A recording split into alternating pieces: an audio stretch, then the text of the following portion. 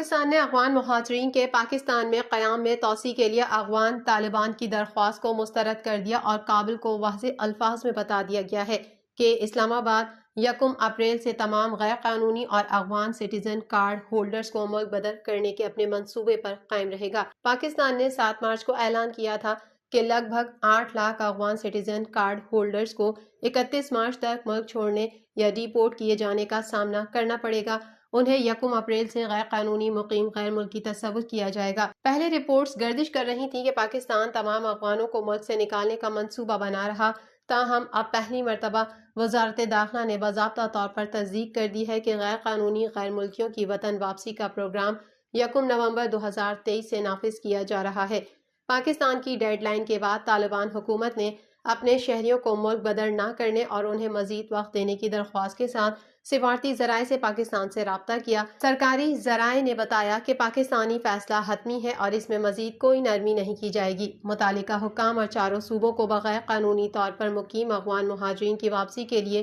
مناسب انتظامات کرنے کی ہدایات کر دی گئی ہے۔ نومبر 2023 سے اب تک غیر قانونی طور پر مقیم 8 لاکھ سے زائد افغانوں کو ملک بدر کیا جا چکا، تاہم پاکستان نے UNHCR میں رجسٹرڈ افراد اور افغان سٹیزن کارڈ ہولڈرز کو ملک میں ہی برقرار رکھا تھا۔